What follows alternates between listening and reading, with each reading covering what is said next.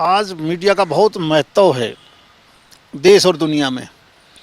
अनपढ़ आदमी हो या पढ़ा लिखा हो, बुजुर्ग हो या जवान हो, टीवी ज़रूर देखता है और आपके चैनलों को देखता है। ऐसे माहौल में ये जो आज की खबर, इसको मैं बहुत बहुत शुभकामनाएं देता हूँ कि आप अच्छी न्यूज़, पॉजिटिव न्यूज़, जिससे देश मजबूत हो के हम आने वाले 25 साल में विकसित देश की श्रेणी में कैसे आएँ, इस प्रकार की न्यूज़ बना के चलाओगे तो समाज में जो बुराइयां हैं उन बुराइयों को भी ख़त्म किया जा सकता है। चाहे वो राजनीतिक बात हो, धार्मिक हो, सामाजिक हो, सारी चीज़ों पर मुझे लगता है ये चैनल आपका आज की खबर चलाएगा। लोकसभा सांसद चौधरी धर्मवीर सिंह इस वक्त हमारे साथ मौजूद है। इनसे बात करते हैं। सर, मोदी सरकार का दूसरा कार्यकाल है, 8 साल लगभग हो गए। जो एक विकास की बात हो रही थी कि देश में विकास की एक बयार चलेगी, इस विकास को आप कैसे देख रहे हैं 8 साल के? देखिए, इस 8 साल में हमें तो ये पता है, मेरा क्षेत्र पड़ता है भिवानी महेंद्रगढ़। अगर मैं नारनौल के आखिरी छोर से भी दिल्ली आना चाहूँ या मैं चंडीगढ़ जाना चाहूँ तो पहले जितना समय लगता था उससे आधे समय में मैं चंडीगढ़ पहुँच जाता हूँ। रेल में कहीं से कहीं जाना पड़े तो मेरे भिवानी, नारनौल और महेंद्रगढ़ से सारा देश जुड़ा हुआ है। लंबी ट्रेन, समय पर रेलगाड़ियाँ, ये मुझे लगता है पहली दफ़ा हुआ है, पहले ऐसा नहीं था। देखा जाए तो केंद्र में बीजेपी की सरकार है, हरियाणा में भी बीजेपी की सरकार है। डबल इंजन की सरकार ने हरियाणा के विकास के लिए स्पेशली क्या कुछ किया हुआ है, कैसे आप देखते हैं? क्योंकि जो भी बजट जारी होता है केंद्र से, जो जारी होता है राज्यों को अक्सर भेजा जाता है, लेकिन विकास कार्य कहीं ना कहीं अधूरे पड़ जाते हैं। तो ये डबल इंजन की जो सरकार है, इसे कैसे देखते हैं? हरियाणा का कितना विकास हुआ? देखिए, आज के हरियाणा प्रदेश वेलफेयर के नाम पर शायद देश के सभी प्रदेशों में अग्रणीय है और वो भी डायरेक्ट बेनिफिट दिया जाता है, चाहे वो किसान की बात हो, पेंशन की बात हो, यानी एक चीज़ नहीं है, चाहे वो हेल्थ के मामले में हो। आपने कहीं नहीं सुना होगा कि 40% आबादी को हेल्थ कवर किया जाए, 40% आबादी को।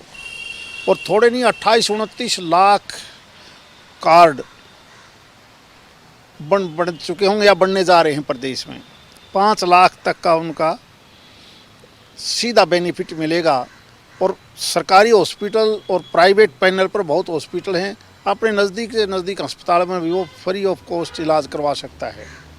अगर हम पेंशन को देखें तो पेंशन इतनी है, एक आम परिवार में 2 बूढ़ा बूढ़ी हैं तो आज वो तकरीबन 5,500 रुपये से ज़्यादा तो पेंशन लेते हैं।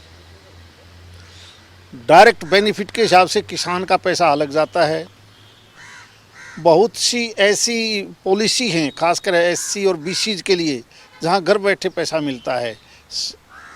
और अब तो जो हेल्थ कवर किया है, जिसको हम चिरायु के नाम से एक नई योजना मुख्यमंत्री जी ने चलाई है, इसका बहुत बड़ा फ़ायदा प्रदेश के लोगों को मिलेगा। ये ठीक है।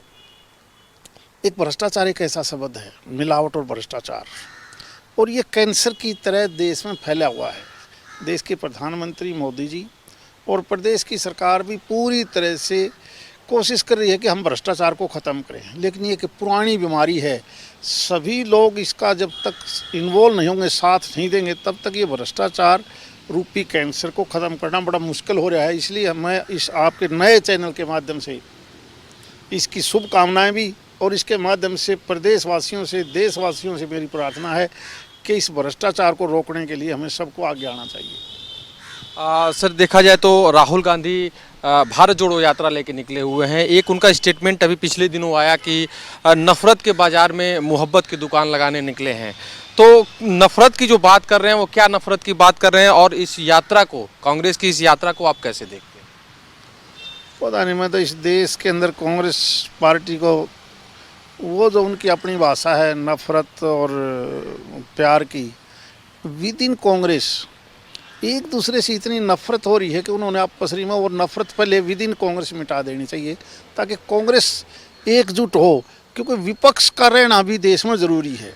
मैं पिछले 2 लोकसभा के चुनाव देखे हैं और दोनों में विपक्ष का दर्जा कांग्रेस पार्टी नहीं ले पाई। इतनी बड़ी राष्ट्रीय पार्टी जिसने इतने सालों तक केंद्र और प्रदेशों में राज किया हो, और वो छोटे छोटे घटकों में बट के उनकी स्थितियाँ होगी हो, तो उनका सबसे ज़्यादा फोकस तो अपनी पार्टी को एकजुट होकर, जिस प्रकार वो भारत की एकजुटता की बात करते हैं, सबसे पहले कांग्रेस को एकजुट करना चाहिए ताकि विपक्ष अपना रोल निभा सके।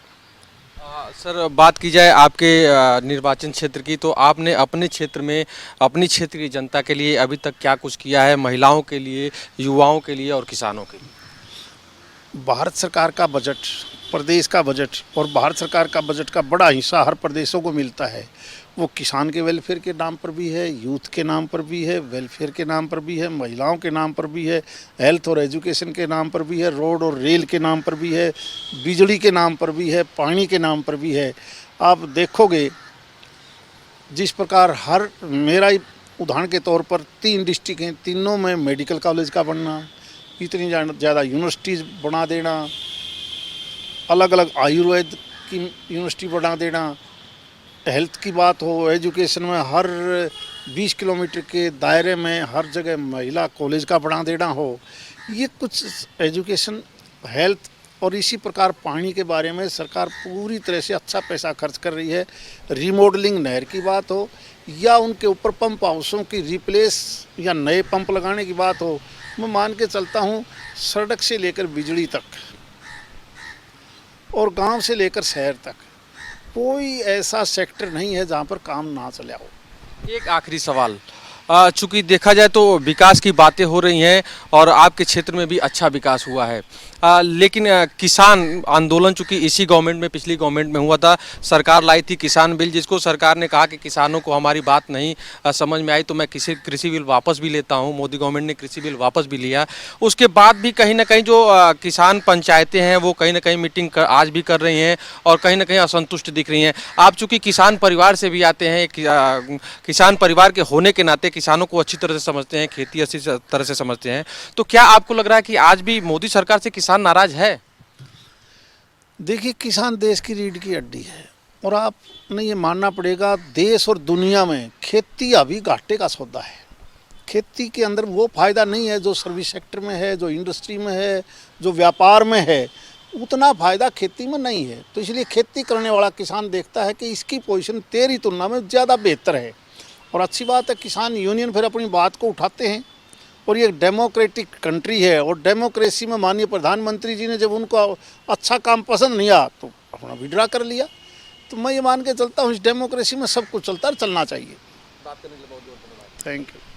तो ये थे चौधरी धर्मवीर सिंह जी, जिनका कहना था कि मोदी सरकार ने युवाओं के लिए, महिलाओं के लिए, रोजगार से लेकर विकास कार्य को गति दी है और ये विकास कार्य की गति चूँकि निरंतर बढ़ती जाएगी। साथ ही साथ किसान जो है उनका ये राइट बनता है, अधिकार बनता है कि जिस चीज़ की कमी हो वो सरकार से मांग कर सकते हैं, अपना आंदोलन कर सकते हैं, अपनी पंचायत कर सकते हैं। कैमरा पर्सन राज बिष्ट के साथ पंकज तिवारी, आज की खबर, दिल्ली।